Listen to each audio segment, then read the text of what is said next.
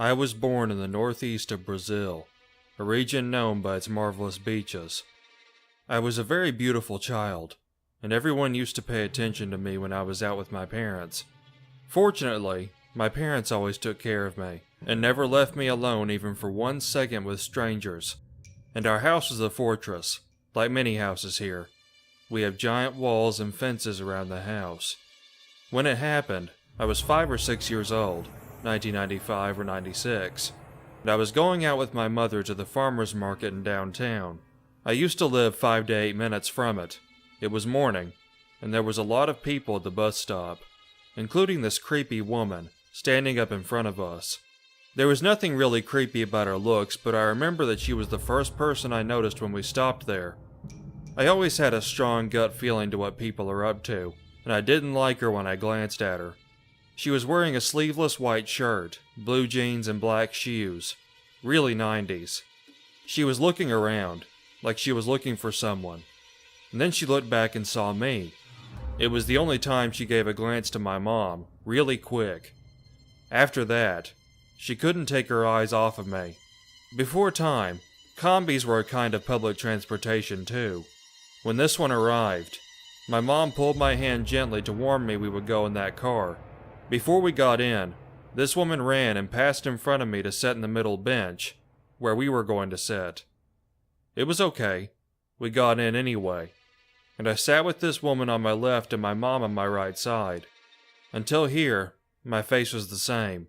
I never smiled, talked, or did anything different than to give this woman a mean stare. I didn't like her, and I wanted to show her that I knew she was a problem. But once I sat on her side, she started to grin in a creepy way, and started to bend to try to talk to me, really low. I ignored her. I wanted to look to the other side, but I felt that I needed to pay attention to whatever she could do. I needed to have her in my vision field. I remember her asking my name, my age, if I liked my school, and I remained silent and touched my mom's leg. My mom noticed it, and told her out loud, "Stop trying to talk to my child." The woman was ignoring my mom and kept trying to make me talk to her, so my mom yelled, "Wanna talk? Talk to me," and moved me to her right side, staying in between me and this creepy woman. Even with my mom in the middle, the woman didn't stop trying to talk to me, and I remember my mom telling me to show my tongue to her to try to make her stop.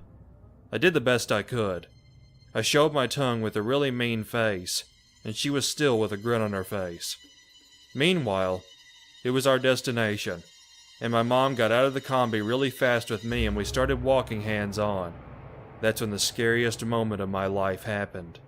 I had the feeling that I needed to look back, and I did, only to find out that the woman also left the combi after us. I saw her standing up in front of the car looking at us walking, and then she looked at her left side, which was an avenue. I felt that I had to follow her eyes, and I did it again. I thank myself every day that I followed my instincts that day. I found out that she was looking at 2 men standing on the other side of the avenue, and she gave them a kind of signal with her hands and pointed at us. They spotted us in the crowd and started running towards us. I pulled my mom's arm and told her to watch out. My mom told me gently but scared to run like I never did before and never leave her hand. I did it.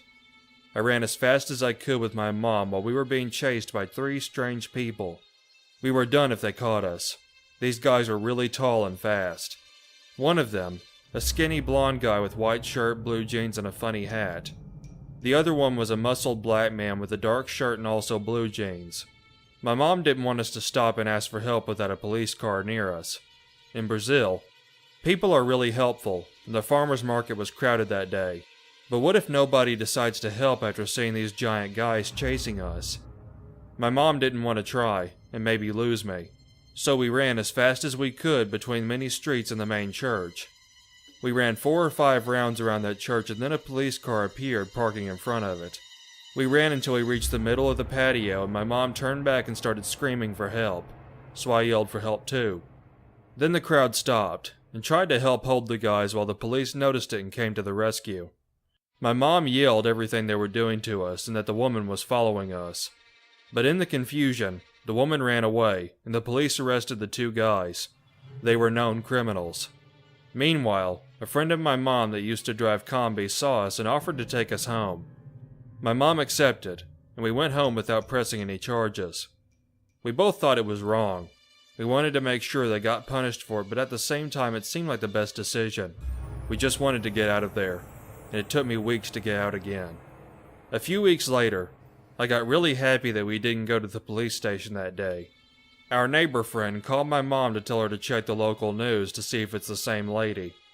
My mom and I sat to watch it, and there was the same woman, arrested for trying to kidnap a kid in a city nearby, with 2 other giant scary guys.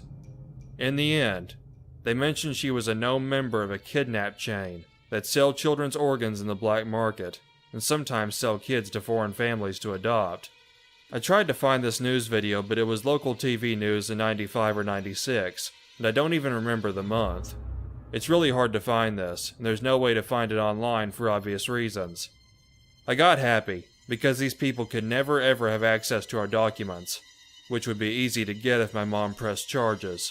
Never underestimate the corruption of officers. So they'd probably never find me again. So creepy grin lady, let's not meet.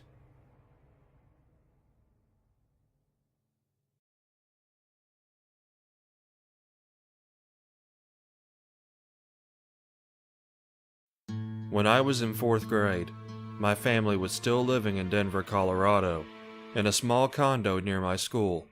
My brother, a kindergartner at the time, and I only had to cross the street and walk a couple of apartment buildings to get to the football field attached to our school. It was normally a pretty quick and safe trip to and from. Here's a map for perspective.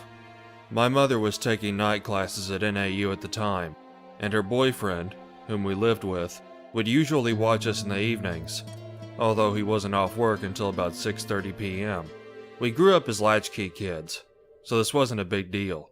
One day, my brother and I were walking home together after school like we usually did, and had just gotten to the street in front of our home, when a white car pulled up in front of us. The man driving the car didn't seem like your typical weirdo, maybe in his late 20s and looking pretty clean cut. Looking back, the fact that he was driving such a fancy car, a Benz I believe, and wearing such a crisp outfit didn't really fit in with our neighborhood. He asked my brother and I if our parents were home. I immediately got a serious sensation of stranger danger from this dude. I looked at our apartment across the street, then back at him, and in the most I'm not stupid tone I could find, I asked, "Why?" "It doesn't matter," he replied dismissively. "Are they home?" He seemed a little more insistent with his question and glanced around. "Yep," I said, despite fully knowing that they were not home and that my mom's boyfriend wouldn't be for another 2 hours. I figured it was better to lie and say yes. "What are they doing?" he asked, really looking us over. I then turned to my brother and ordered him, "Let's go." But he wouldn't follow me. I went to grab his hand, and he quickly withdrew it with a sharp "No," and looked back at the guy. The guy then looked at both of us, and then back at my brother, and with a facial expression that made my hair stand on end, he said, "Come closer. I have something for you." My brother started walking to the door of the car, and the guy was reaching with his hand out, nothing in it, like he was about to grab him. I grabbed my brother's coat immediately, and started hauling him towards our apartment as fast as I could. He was screaming for me to let him go, but I was so terrified I just kept dragging him. The guy quickly put his car into gear and literally peeled out of there. My mother's friends started picking us up from school after that, and a PSA was issued to the community. I still get a little creeped out when cars slow down near me while I'm walking outside.